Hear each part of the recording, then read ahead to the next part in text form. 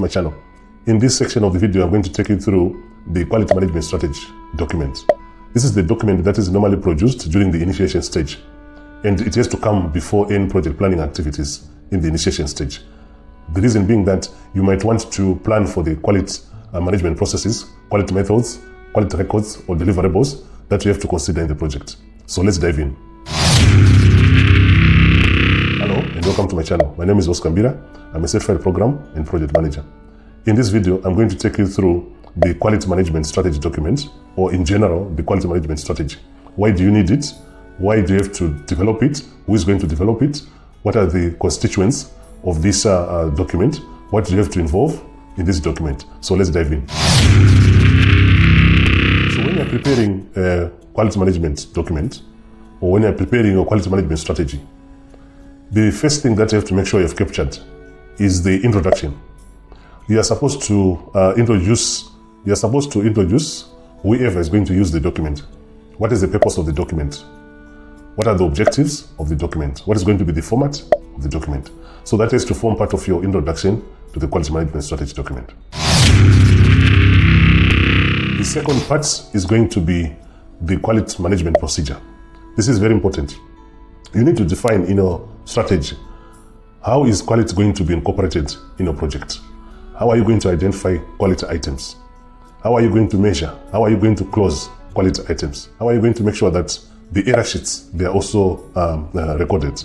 So it's very important that you define the quality management procedure in your quality management strategy document. So the next item is to consider the quality planning in your strategy. How are you going to plan the quality management process? I can tell you it can never be done once. Quality management is a process that you have to take through from the beginning of the project all the way up to the end of the project. So the first point, or the first entry you're going to meet the requirements for quality control, quality management, is beginning of stage and also end of stage. Some they want to call it a phase or end of phase. So normally quality planning is done at 3 different levels, like any project plan. You start at project level, and then you also go at team level. That is very, very important, okay? So quality planning is also done mainly in a project for 2 levels, based on my experience. The first level is at project level, then the second level is at team planning level. So you find most of the team plans, they come out when you are in a stage or in a phase of a project.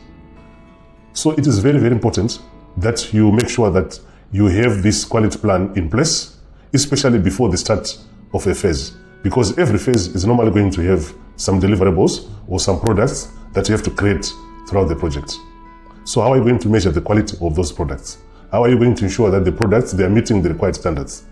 Even if they have finished, you still need to make sure that there's quality check, there's quality control on these products. So quality planning must be part of your strategy. So what are you planning? You're planning on how and when are you going to do the quality management? When are you going to do the quality process? When are you going to do the quality control in a project? That is very important. I hope you have enjoyed the video so far. If you are new to the channel, don't forget to click the like button, subscribe button, and the notification button so that you are the first person to be notified each time a new video is uploaded on this channel, and it will also help this channel to grow. The other section in your quality strategy document is to make sure that you have defined the quality controls. What do we mean by quality control? Quality control is different from quality assurance. You should take note of that. Quality assurance is normally the audit from external to the project, or even external to the organization. But when you're talking of quality control, these are the members or stakeholders who are involved in the project throughout the production of any deliverables. So we are talking of 2 ways of doing quality control. The first one being what is called in-process quality control, which means the products are being checked as they are being produced. So you check them one by one. For example, say you are producing a certain metallic parts of a machine. Obviously, one of the in-process quality checks is to have some engineers coming with some calipers just to measure, say for example, the diameter of the part, or even the length of the part, the thickness of the part, even the weight. So these are what are called in-process quality controls, which means as you move from one stage to the other, someone is checking what you're doing. This is a very important process, especially if you're not able to redo the result, you're not able to redo the service, if you're not able to redo the production of the product. So it is better that you don't move very far for you to discover that there's a problem. You can move slowly, step by step, having some acceptance criteria being checked as part of your quality control activities, and then you move on. The next part of quality control, the next category of quality control is what is called appraisal process. So what do we mean by appraisal? Appraisal is normally what comes after the product is finished, which means if you were, for example, creating some specific plastic container, as an example, someone will measure the thickness, someone is going to measure the weight, the length also of that particular product. But it is towards the end. So it's also normally done in two sections. The first one is what is called objective, which means you are doing an objective measurement based on the project. It means you are doing an objective measurement based on the product. And also, this can be measured. It's based on facts. For example, someone is going to ask you, is it 5 centimeters? Is it 2 kgs? Is it 8 kgs? So that is measurable, and you can record that as part of your quality management process. Then the second part of the appraisal process is subjective in most ways.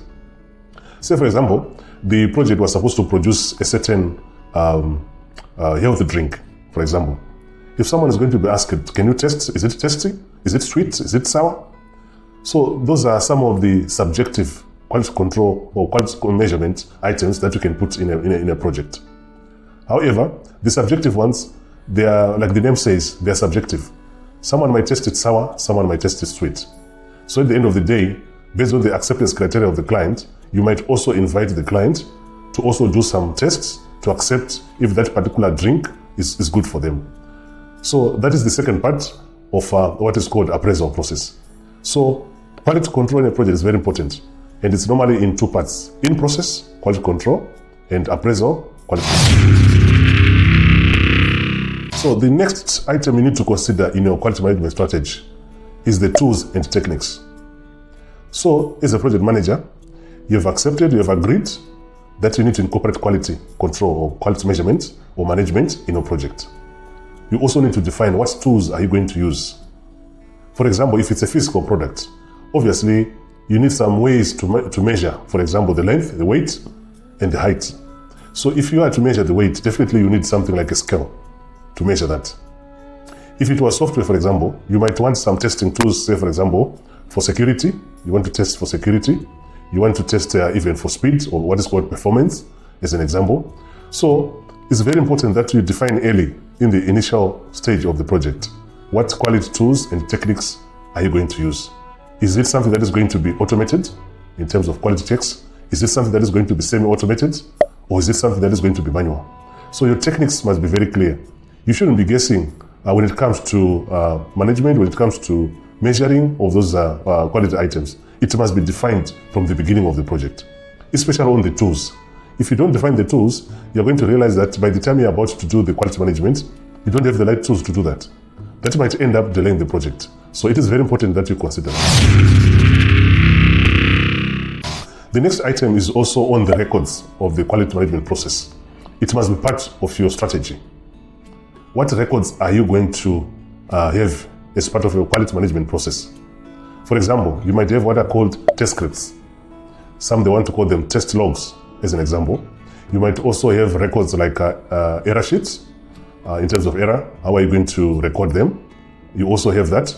And also you're going to have, for example, your quality register. Are you going to make it electronic? Are you going to make it physical? Is it going to be local to your network? Is it going to be in the cloud? So it is also very important that you are very sure of how you are going to do the recordings of quality in your project. I hope you have enjoyed the video so far. If you are new to the channel, don't forget to click the like button, subscribe button, and the notification button so that you are the first person to be notified each time a new video is uploaded on this channel, and it will also help this channel to grow. So the next item that is expected in your quality management strategy is reporting. There is no way you can just have quality management activities which are not reported, especially to the project board. They want to understand and they want to know how the quality management is being applied in the project. So you might find one or two board members who might be interested in knowing, in terms of quality, how are you actually doing it in your project? Can you demonstrate to us? Can you show us? Can you give us some assurance that quality management is being done and whatever the project is running on is going to produce what is required? So how do these board members, for example, get to know about this? You do it through reporting. What I normally do in my projects is each and every reporting frequency, say for example it's weekly or monthly, I always try to put either one document or one slide specifically focusing on quality. And I would advise you to do the same. Most people, they tend to forget about quality because they're focusing more on cost, timelines, and probably scope. But you find that with time, it's very important that you also have a way to report on quality. I can tell you from my experience, if you don't stand your ground on quality management in a project, quality is the first casualty of any project pressures. It is the easy target for each and every project pressure. Say for example, your project is no longer going to be seen to be delivered within the same budget. You might end up being forced to compromise on quality and assuming that you sort it out later. And you find so many people agreeing to that idea. We want our product to have 5 acceptance criteria. Someone will start suggesting that even 3 is okay. You can take it and then we'll sort things later. So my advice is you should always stand your ground as a project manager when it comes to quality management. Always make sure that you incorporate, no matter how small the project is, no matter how big the project is. What only differs is the level of quality management that you do.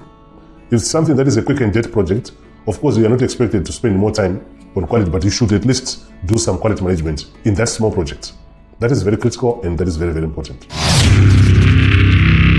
So, the next point is also on the timing of the quality management activities. It is very crucial as a project manager that you define early how, who, and at what point are you going to do the quality management. Remember, you want to incorporate quality management activities in your plan. How are you going to incorporate it if you don't know when it's going to be done? Say, for example, you want to incorporate quality management activities before the start of any stage, and probably it's going to take another week or 2. So that time impact on a project planning is very important to consider. So always make sure that the timing of quality activities, they are defined. In some cases, you might find some of these quality activities might require external people to the organization or even external entities to the organization. I can give you a good example. Suppose you are constructing a 5-story building. You might be forced to bring in local inspectors or local board inspectors who are going to look at the building, who are going to inspect whether you're using the right materials, whether in terms of safety even of the employees, is it there? In terms of the environment, is it okay? So imagine you have not considered the quality or the timing of these quality management activities. You want to book for that local board authority or inspectors to come, they tell you they are fully booked for the next 2 or 3 months. So you'll be stuck as a project manager. But if you identify from the beginning, what are the quality management activities? Who are the stakeholders? Who is going to do that? At what time? You'll find it becomes very easy. Even your planning becomes very realistic, and you can also deliver the project on time. Last but not least, on your quality management strategy is the roles and responsibilities. I need to expand on this. So you have already identified the acceptance criteria from the user or the beneficiaries of the project. You have also identified the quality methods that you're going to use in the project. You have even identified the boundaries, whether lower or upper boundary of the acceptance or the tolerance that you're going to have for the product. And you have also identified the frequency and also the timing of the quality management activities. The most important item now is to define the roles and responsibilities. In the quality management process as a whole, who is going to be responsible for what? For example, what I normally do in my project, when it comes to quality management strategy document, as a project manager, I'm responsible.